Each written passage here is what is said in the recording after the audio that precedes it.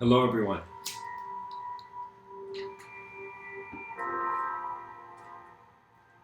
The title of today's episode is The Conscious Construct, and in some sense, I will be diving into the relationship of a sort of inner simplicity with an outer complexity. We as creatures are left to our apparatus. In this life, if you're blessed, you will be given instructions. And after you have been given the instructions, after you have been raised from the dirt into a human being, you will then, you will then, after satisfying, excuse me.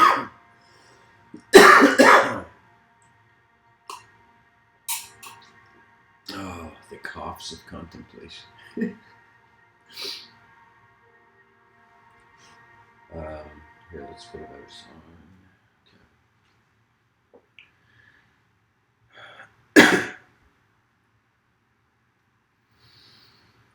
Once you have satisfied the demands of a physical existence, then that momentum of the physical existence will translate to emotion. And once it has translated into an emotional existence, then beyond that emotional existence, you find the existence of the observer. So what I'm telling you is the purpose of matter is to create emotion. And the purpose of emotion is to find the observer. And so one of the most profound emotions that can come to a human being is a sort of nostalgia. A nostalgia of a deeper knowing. There was a moment I remember I was at a gas station, just like, filling up the car. And for a moment I was just like my hand just like filling up the gas and whatnot. And right in that moment, something happened within me that I started to feel. I felt my eyes had never been closed. I felt that I have been living my whole life with the idea that I will end. And of course the physical body will end because it is inevitable to prevent it. But then it was as if like the body is asleep but the mind is awake. For me, the rope to climb to truth is intelligence. And when we study intelligence, we come to the unknown. And when we come to the unknown, we are left with the observer. And so that observer becomes the true presence of the known and the unknown.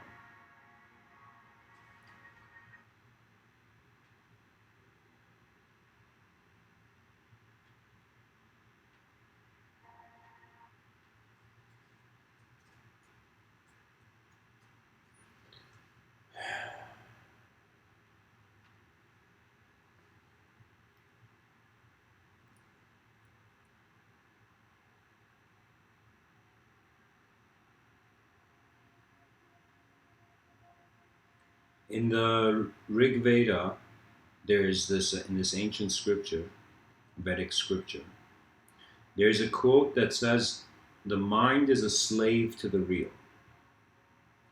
And when you really look at that quote, what it's saying is that your mind shows you the real.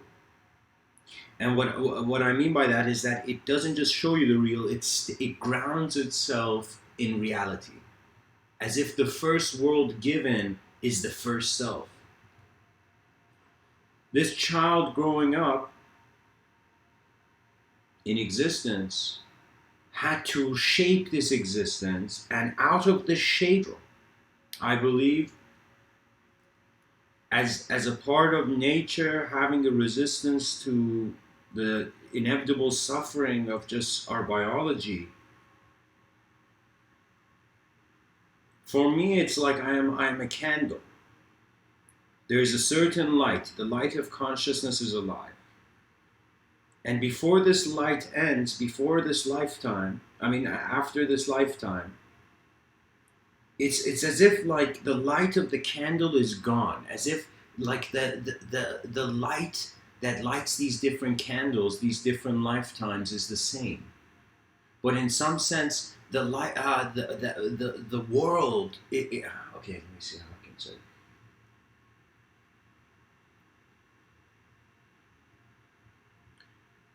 Language is a bag. Mankind is putting views on reality into this bag and calling them views, calling them shapes. So when I'm speaking right now, I'm speaking through a filtered way.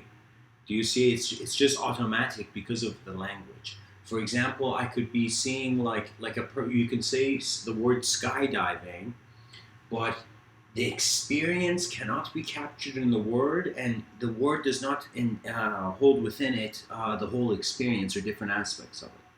So language is this subtler simulation. So what Mr. Within is saying is that your subjective existence is a momentary simulation. It's a momentary simulation, and what is simulating it is your attention. This is why in these talks I say study your attention. Secrets of the universe are within. Something that I saw ancient wisdom traditions hold dearly that I don't see in modern traditions is the spirit of exploration of the unknown. It's as if now that we call ourselves very civilized and whatnot, we are in some sense too comfortable to explore the uncomfortable. So pretty much imagine a world where everybody's sitting down on the most comfortable couches they can conceive. Now, as everybody, 8 billion people are sitting on couches, one person is about to get up, and right before he gets up, suddenly someone comes to him and says, "Hey man, what are you doing? Just sit on this couch forever. Why are you getting up?" And then comes the answer from that person that the couch's purpose is to be the comfortable reality, but my purpose is not to sit on that couch. In this example, I'm saying this thought experiment. So what I'm telling you is that I thought I was looking for a truth that I can accept, a truth that I can just put my foot down on and say this is it, as if truth is always running away and we just have to catch it. When I realized that the truth of reality can be something that is never my truth, as if I am an ant trying to give a comment on the next president, of a human being. An ant is like its reality; it's stuck in its first reality. For me, believe it or not, I've found myself in rooms where people don't believe in God. And I found myself in rooms where people believe in God. And I found myself in rooms where people believed in a sort of God, but they didn't, they believed in the soul more than God. And I could tell you what I came to notice was that the world changes in such a way that whatever we hold on to will seem old to us. Do you see this viewpoint changes the value of objectivity.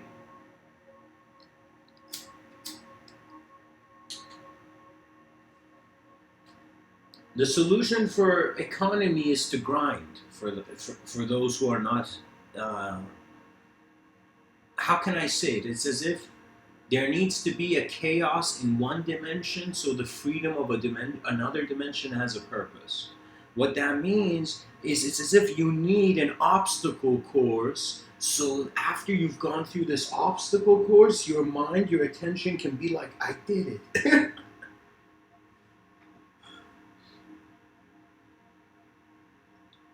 So think of it this way. Think of it this way, that you right now have a current understanding. Let's call this your understanding 1.0.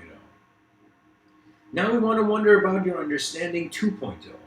And so we see, in order for it to be 2.0, it has to be completely different, or a difference must have changed the whole integrated structure of the phenomenon. So in other words, either an alien lands on Earth and comes and says, "What up, people?" You know, like it just does that. There's that sort of extraterrestrial contact, or the extraterrestrial agrees with our reality before having to just show its own reality. My grandfather, actually, both of them were businessmen. Both of them, believe it or not, were factory owners in Iran. And they were, blue collar guys, just very focused on work. And I asked one of them, like, I don't know if I asked or he was just sharing, like, my grandpa was saying this thing that he enters the room like there was a meeting, right? And he enters this room and he says he lets everybody else speak first. And then he sees all the ideas that are out there. And then he gives his own idea. And I was impressed by this because often we are taken by the spirit of expression. I personally find myself, there have been moments where I should have been a listener, but unfortunately I was speaking. Sometimes when you don't listen to yourself, you miss out on life. That is why it's important to find your true self. Your true self is not subjective. And that's the beauty of these Mr. Within talks. I think, there's been many different speakers. Like me personally, I on YouTube search for a lot of things. I search conceptually. So what that means is I don't, how can I say it? I want to see what this world is talking about, right? And so I go and see that the world, in some sense, is 8 billion worlds trying to find an agreement of a common world. We're 8 billion people and growing. Think of yourself since the beginning of your life till now, how many different ways you've looked at this life, this moment, this world. In how many different ways have you experienced yourself? You have experienced yourself in many ways, especially when time and space could be segmented by your intelligence. Like you were smart enough to, draw a structure upon this world. When that occurred in the child then began living in two worlds at once. So we are creatures of language as much as we are creatures of matter, and language is a semi-shaped phenomena. These words that I'm speaking, they are sounds that a creature is making. Yet these sounds fall into certain patterns in our minds that we begin to understand each other. So for me, our ancestors, they communicated. And the nature of communication was world integration and world finding. That means there should be people in society who are not there just to keep the past patriotism alive. You see, the world is always changing. Cultures, societies, economies, everything changes. Now, in this change, we consider ourselves a static point and we try to survive or relate to this system of subjective and objective existence we find ourselves in. Believe it or not, when I'm at a party or something, like when I'm talking to people, that's when it's as if like I am more a body that is moving a mind. But when I'm in nature and sitting still and silent in my own gaze, in my own presence, when there's been moments like if they ask me, who do you want to be, like who do you want to see, whose presence do you want to experience in this life, and I would say my own presence. Because my relationship with myself is that most people think right now that this person, who they are as a person is their soul. They think their personality is so happy that in this life I was introduced to spiritual ideology early on. And the reason is because when I looked at a concept, for me, it had to relate to my instant utility. And my instant utility was either that accepting the idea would make, for example, the environment more gentler, or in some sense, the idea had to be an idea that would help me or it would never be part of the allegiance.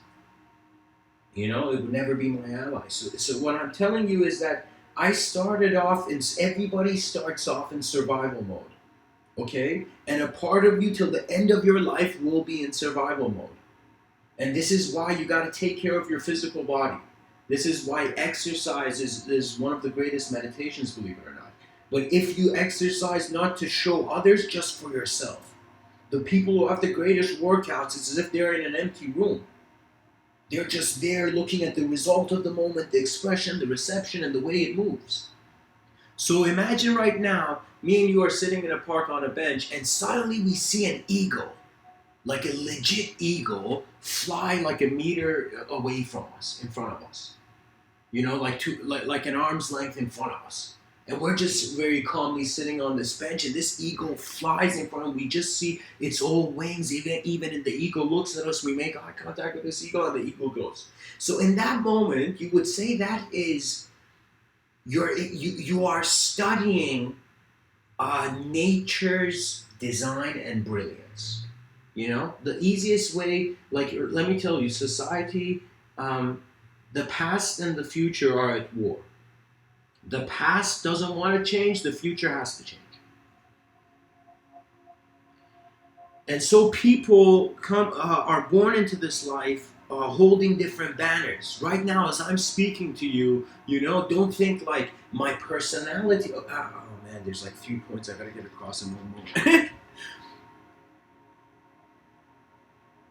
My personality right now is a response to the moment's environment, but also to the inner environments which come across as emotions I've had. So my memory personally, believe it or not, like I seem to be an emotional guy internally, because emotions bring forth memories, bring rivers of memories. Right? So when I experience a profound emotion, for me, that emotion is a motion of immense, an avalanche of images. And the avalanche of those images, when thoughts become too fast, you suddenly notice you're not thoughts. So I'm telling you guys, you're not your thoughts. You're the witness of what this happening. Okay? And so the soul, I find that it cannot be the personality. You can't say this is that person's, like this is the soul of that person incarnated into another soul. You know, for me, the personality is a body. It is just a multidimensional, subjective body of the moment. Do you see? And it changes. I'm not who I was yesterday. You know, just like how your physical body changes, again, your subjective reality changes. But your subjective reality, based on your true self, functions in a way where the conscious and the subconscious and the unconscious are not segmented. Do you see what I'm saying? It's as if like you think you are a body, mind, and soul, but you see you're just one moment. And the presence of this moment is there before any ideology. So you free yourself from ideas. Yet this freedom is not that you forget ideology, you forget knowledge. You're not like one of those people who goes in a cave on the mountains. I find that to be a necessity of back then, but it is unnecessary now. Now you must get enlightened, not by going into meditation or something, by focusing on the advancement of your species and your civilization. That means there's unhealthy egos and there's healthy egos. And without the ego, there's no morality, because there's no character in a story. And without the world, there's no story. So if you tell me who I am right now, this voice, I'll tell you again, like, how would I say it? Like, I'm a story right now. How I come across to you is a character in a story. But that's the complexity of how the inner has been able to express the outer. So think of it this way. In front of your eyes, all that you're aware of is conditional. But behind your eyes, it is unconditional. And unconditional has been, like people thought that was eternal. An unconditional state of being, a state of being where no condition occurs. And the only way you can be in that state is to not have an attribute. Because the moment you have an attribute, you are a character in a story again. But now comes the situation where our inner liberation is without stories, but our outer liberation has to be the greatest idea we can find, which means stories must be valued. For me, pretty much we are all filmmakers in our heads. Trust me, we're all filmmakers. Because when when you're asleep and you have a dream, what is that? Your eyes seem to be your senses seem to be closed, but the mind or that intelligence seems to have whatever it has accumulated so far, just coagulate it and throw it again in another way. Do you know, like, it's like if you can say, through Buddhist thought, they say incarnation, so if you feel there is one phenomenon just constantly appearing in different ways, that is thought. That is thought. Let me tell you what the Buddha potentially could have realized at the end of his lifetime, where he felt he had made a mistake. The Buddha, evidently, and like when you see it, people feel like, okay, the Buddha was super chill. He was just this guy who was just incredibly, just everything he did was okay, and da da da da. But let me tell you, I have an incredible respect for Buddhism, and especially Tibetan Buddhism, which I feel I have been familiar in other moments of being. But I will tell you this.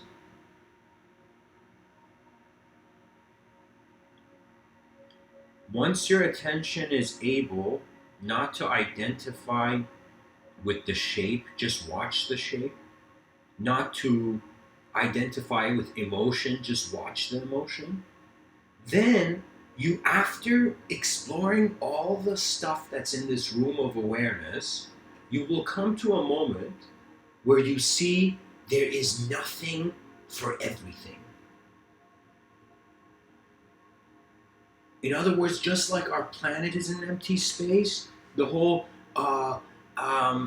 subjective structure of our species is hovering in empty space.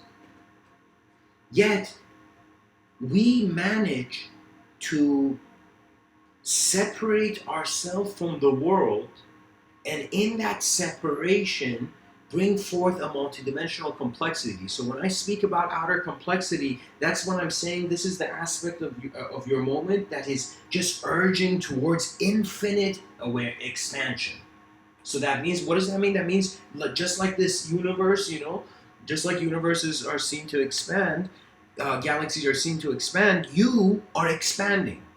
A part of you has that infinite urge. But a part of you also acknowledges the mover and the movement in a moment held. It's held by attention, which in some sense is the element of ether in ancient times. They said the world was made of 5 elements: 4, air, earth, fire, air, water, and then ether, which was space, which was the playground of the forces of nature,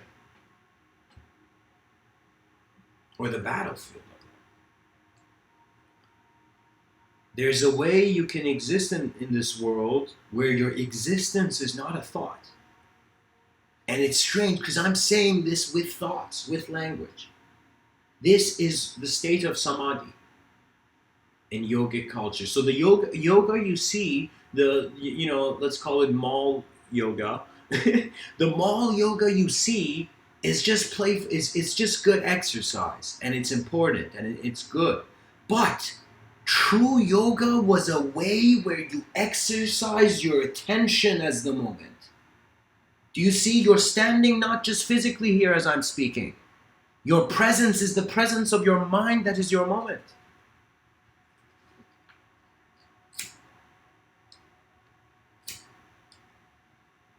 And so, let's make the story more realistic. The shepherd comes out and sees like a baby lion acting like a sheep or something. And it's like, okay, let's let this lion stay here, so it scares the wolves or whatever. Now what happens in the story is that this lion, grown-ass lion who thinks it's a sheep, suddenly sees something at the edge of the fence where all the sheep are grazing, that a sense of fear, a sense of panic, a sense of chaos enters his heart. And what he sees is this older lion This older lion who's just looking outside of the fence strange. It's like, what the fuck is that lion doing? And so what happens in this, playful story is that the older lion goes and it shouts and it says, hey, lion, lion in the middle of the sheep. And then there's no response. And so the older lion is like, what the fuck? This lion doesn't even know it's a lion, right? And then he says sheep, and then the lion's attention comes to him. He tells the lion to come. All the sheep run away, but this lion that's been thinking it's a sheep feels he has to trust this moment. As if what else is left, How many days is he going to eat grass, So this lion's like, okay, I'm going to trust my intuition, synchronicity, da-da-da-da.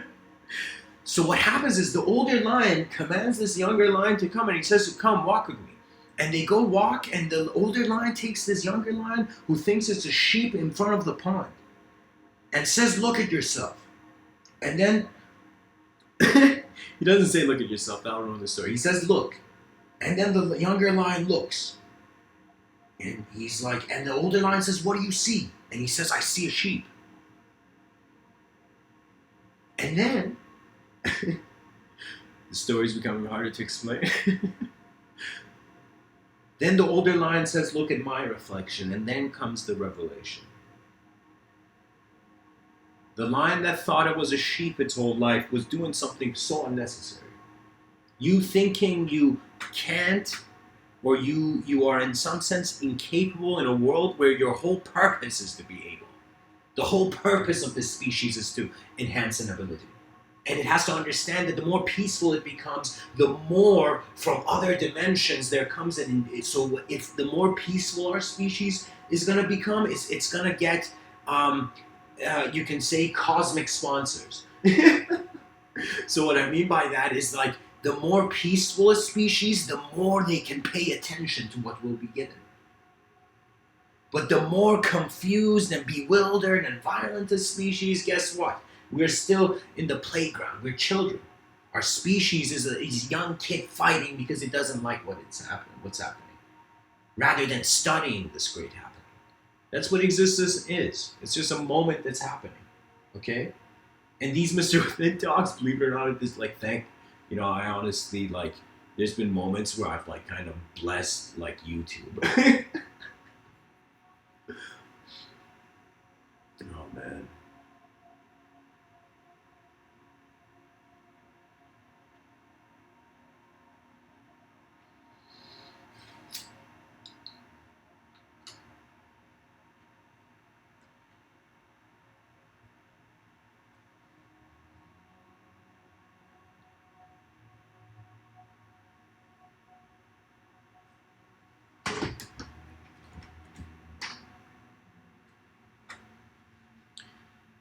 The world turns in many ways. The older lion tells the young, once seeing the younger lion having realized it's not a sheep, in some sense reveals the roar. And so what that means is once you learn to first find and accept and abide by what is your most truthful view of nature, once you find an honest world to work in,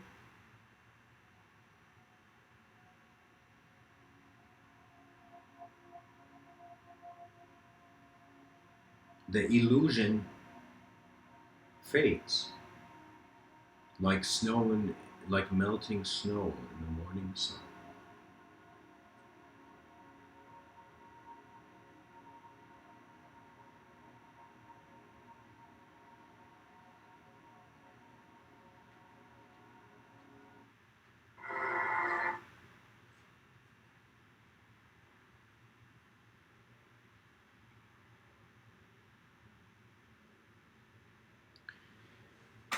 The inner simplicity of observance,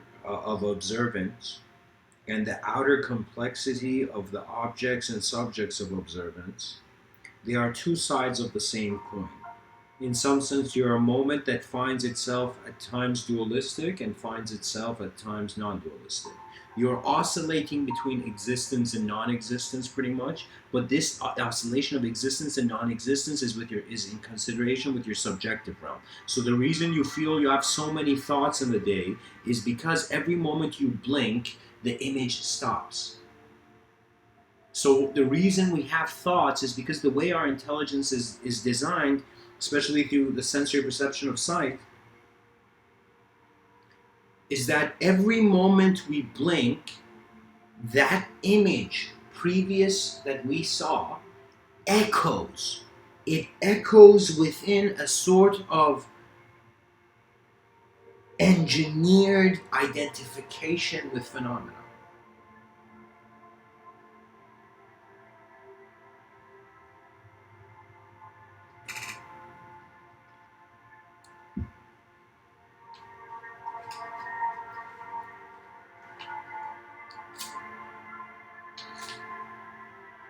For me, the supernatural, the unknown, has been constantly sculpted and shaped by people's stories.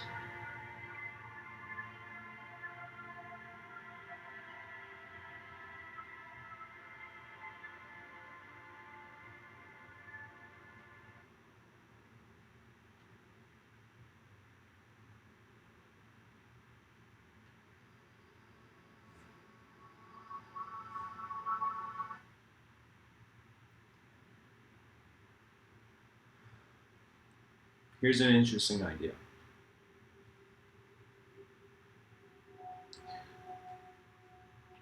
Let's make it simpler. Because you sleep and wake up, it's kind of like a longer blink. And so, if sleep can be considered as a longer blink, it means for a certain time in the day, existential phenomena presents itself with shape, with an existence, with a world for someone to live in. But when we sleep, and especially if you pay attention to moments before you sleep, and you got to be careful because you can pay attention, if you're studying that moment before you sleep, you kind of keep yourself up.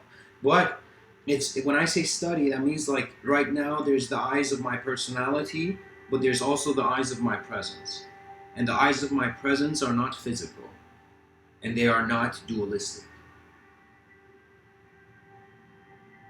So in studying the dualities that shape your life, you find the center of all these different lines drawn through different moments of your life, all going through the same point.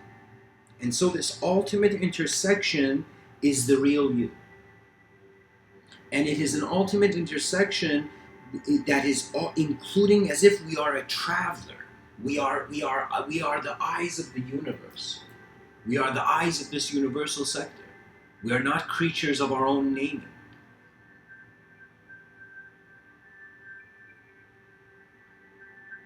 Our individuality, our individuality's greatest purpose is technology, the advancement of technology. But your collective presence is the preservation of the balance that your nature feels when it's among nature.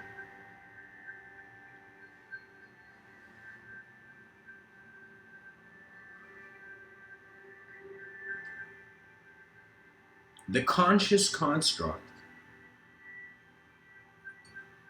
is you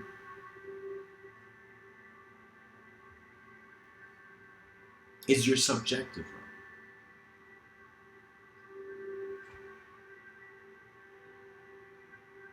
Is to watch what non-existence is missing out on.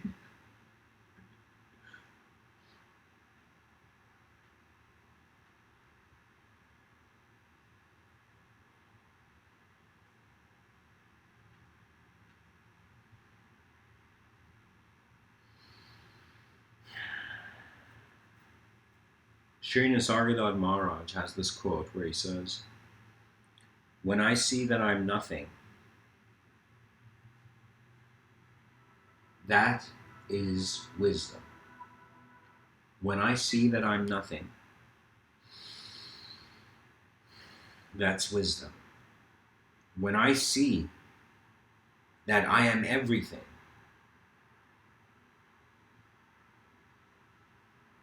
that is love.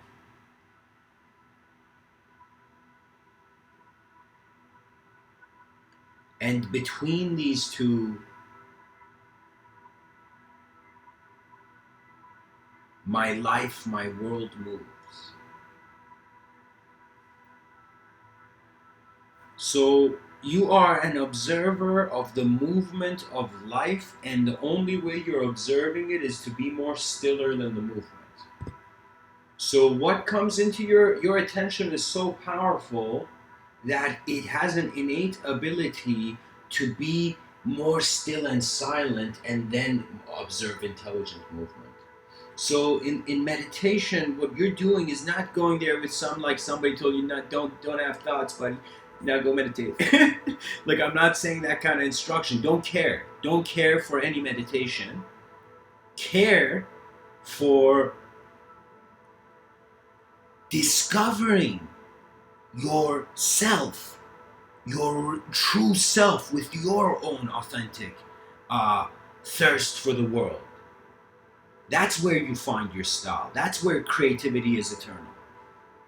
When you are the explorer is never disappointed. What I mean by that is that you at least see what was there. And for me, I find that one big regret, how can I say it? Like, not a regret that I think I'm gonna have, but I think I'll feel like if there was more to see to be aware of, and that I didn't. So sometimes we can become such intellectually explorative and inspired creatures that the pursuit of the unknown surpasses our identifications with just a sort of normal snapshot of things. That means every explorer, like when Christopher Columbus said, yo, I'm going on a ship, I'm going to find a new world, who's coming with me? Like, that was some weird shit for people. You know? So what I'm telling you is that the spirit of exploration will always be strange to the past. But the past will change, and so there's no human being in this life that can be said to be normal. Because if you were, then we'd all be clones of one another. You see what I mean? It's abidance. That's what society is in culture, is just a continuous performance of various generations being documented in a certain way.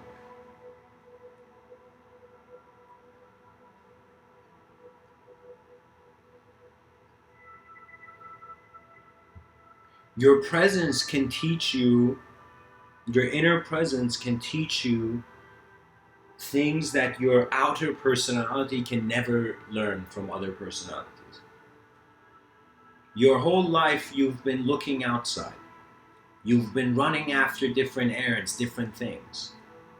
You've been trying to find something outside of yourself. Just listen to that sentence. You're trying to find something outside of yourself.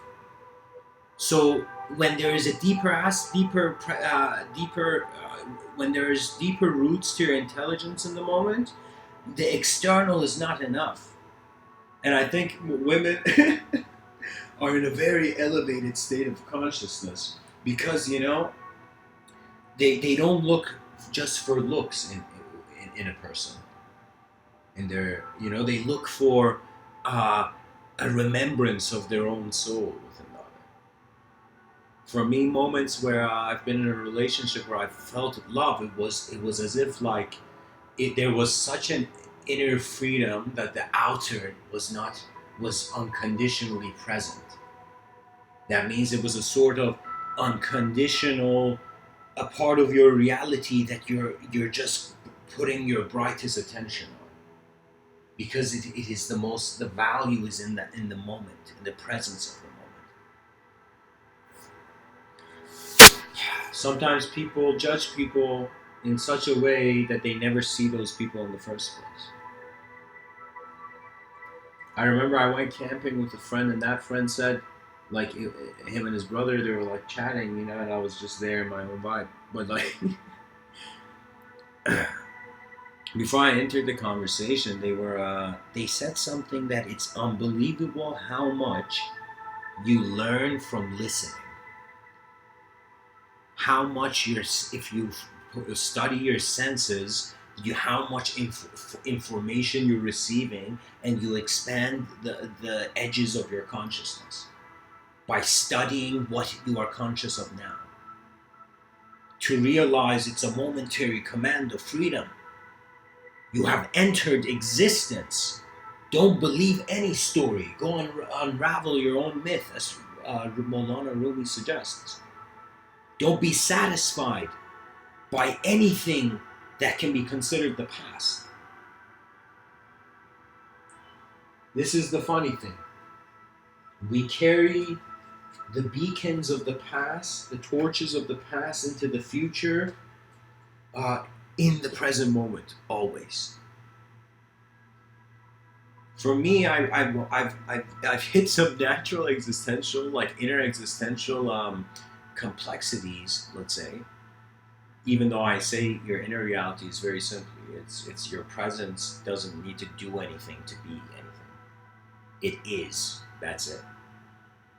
But your personality has to do something to be something. Do you see? As if we have two sorts of mind. One that is just physical, and one that is a sort of the extra space where the physical becomes animated, reanimated. Study your conscious constructs. Study the architecture of the intelligence of your moment. Just snap out of ignorance. Just snap out of it. That's the only way. You snap out of it and you're like, holy shit, I could look at something totally new. When I was, man, I think like 20 minutes of this talk has just been, when I was younger. By the way, guys, when I'm giving this talk, you can always ask any question or whatever, or even after the talk's finished, you can always ask a question. You know, I'm active on this page a lot, so I respond to all comments. And don't feel like all the comments have to be nice. You can just be true. Give your true, honest opinion, and that is respected than any sort of other, you know.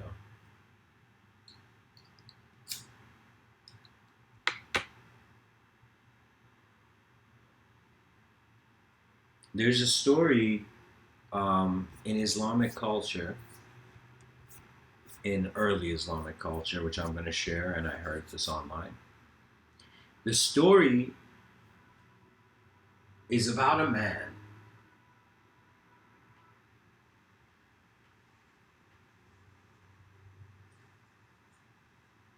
just a second, guys.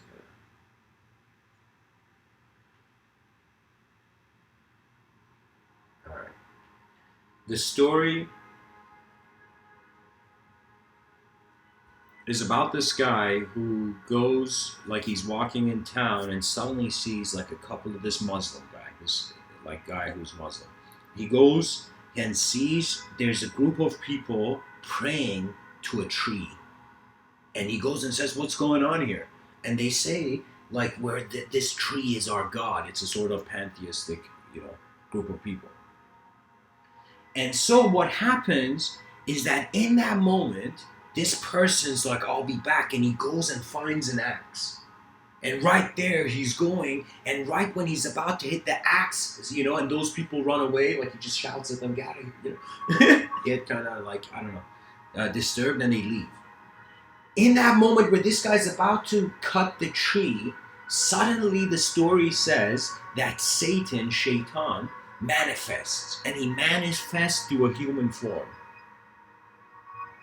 And so he comes up to him and says, don't cut this tree.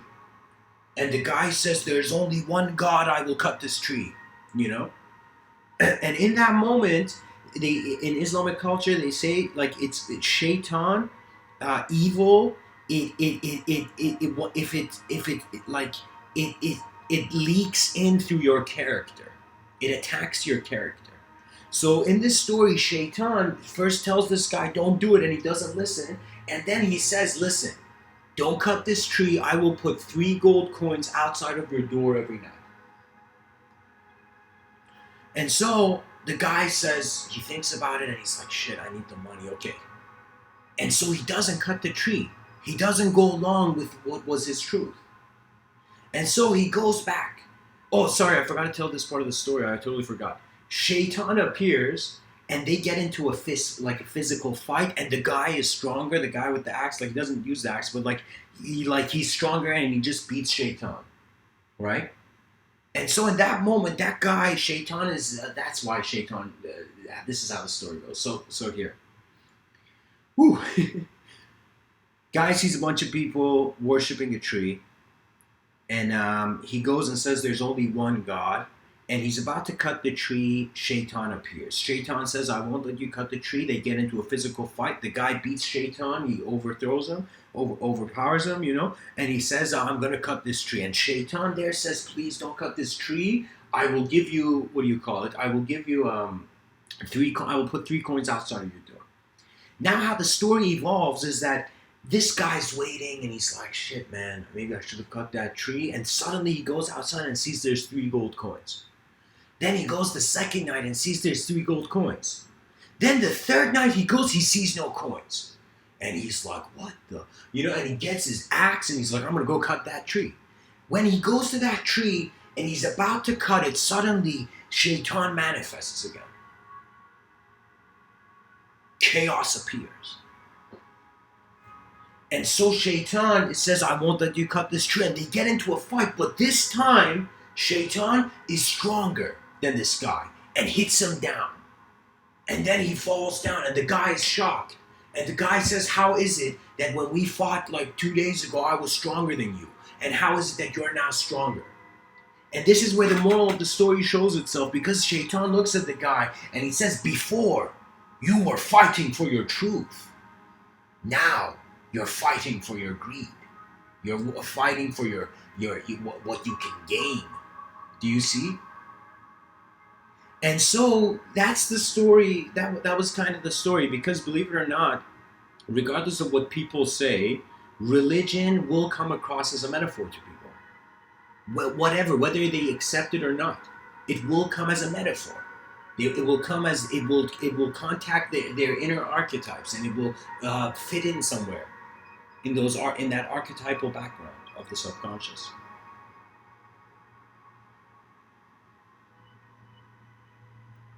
As if the foundations of your consciousness are in the unknown, in your unconscious. Yet the fruit of the tree is in your hand, but the roots are not visible.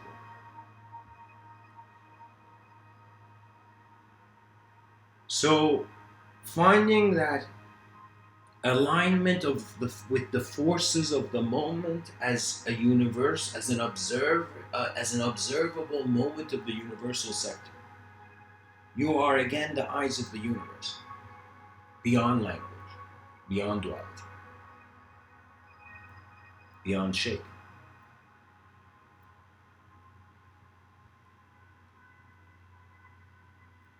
If you were not a creature that was beyond shapes, then you could not see other shapes. You'd be stuck in one shape. But you change. And that's the power of the free will. The free will moves the inner reality much easier than the outer reality. In my mind, I can be in many locations, but physically in this moment, I'm just in one location. I'm just in this room of matter. The inner simplicity is the roots of the outer branches of complexity. So here's the unique thing. I want you to think that your moment right now is the trunk of the tree. The external reality is the branches of the tree. So it's like from one singular moment of being, you're seeing many. You're going towards many. Then you go, and once the tree you see the roots of the tree, you see at the edge of your singular conception in your inner reality, there's branches. So just like how there's a world I'm seeing outside here, it comes across to my intelligence that there's a world behind our eyes. And when I say world, it's an attention that is observing as many moments as many worlds and designs as its momentum and energy allows.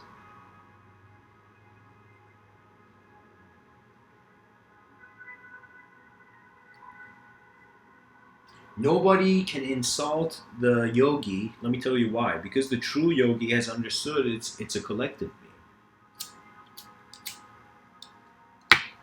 Our morality is based on a collective, efficient, successful foundation. Your sense of good and bad is based on good results. Okay, our sense of bad is based on bad results, and all these results are being having our own valuations. And it's as if everything you hear, everything you see, you are receiving as an expression.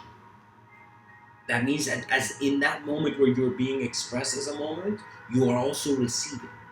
And what you receive changes you and changes all.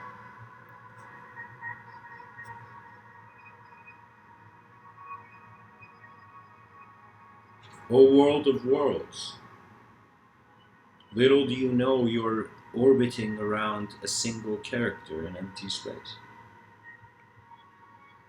I saw the cosmos, but did it see me?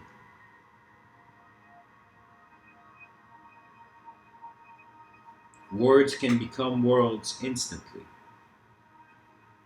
Liberation means the ultimate allowance for chaos and order.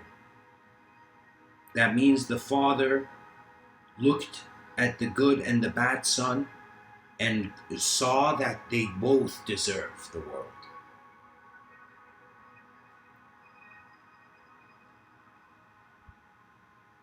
It is out of the love the species will have wars unless it is inclined towards collective advancement. The story of the Tower of Babylon is the idea that all humanity was unified under one language. And so they started building a tower that would reach the clouds where the gods live. And so the story goes that the moment this tower was reaching the heavens, reaching the heavenly state, the gods, in some sense, what they did was that they, in order to stop it, they were like, holy shit, these people are climbing up. Like, and so what happened is that the gods made human beings speak different languages. And so the concept of there being other gods is a suggestion, the gods of Greek mythology is a suggestion that we were the thoughts of higher beings. As right now we are higher beings to our own thoughts. After we have built this paradise on earth, we will become again the earth for another paradise. After you have reached heaven, you will come back to earth. After you have gone to earth, you will reach heaven. And so you are oscillating between the collective projection and the individual projection, the collective manifestation and the individual manifestation. And as you study it, you open up to your own truth. And your own truth has a roar greater than any outside mirror. I hope this talk has served you. We have one lifetime to do the great work, and the great work is the great work of our species. The eyes of the universe for a little while. And so life is an opportunity, that's it. It's an opportunity to be existence, but any existence. To be where you are drawn towards. And then you draw the greatest vision. Anyways, much blessings and namaste. Thanks for listening.